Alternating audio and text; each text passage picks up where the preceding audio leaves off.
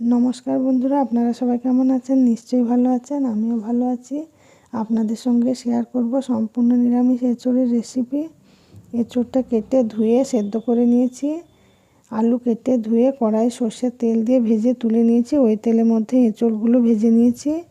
এরপর কড়াইয়ে আরও সর্ষের তেল দিয়ে ওর মধ্যে গোটা জিরে, শুকনো লঙ্কা, তেজপাতা ফোড়ন দিয়ে নাড়াচাড়া করে টমেটো কুচি দিয়ে নাড়াচাড়া করে ওর মধ্যে হলুদ গুঁড়ো, লঙ্কা গুঁড়ো, ধনে গুঁড়ো, জিরে গুঁড়ো, আদা বাটা, মৌরি বাটা দিয়ে ভালো করে মশলা কষাবো।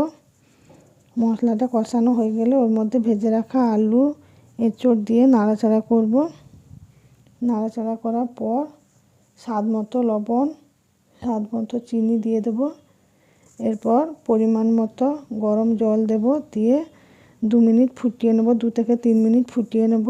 সব সেদ্ধ হয়ে গেলে ওর মধ্যে ঘি, গরম মশলা দিয়ে নামিয়ে নেব।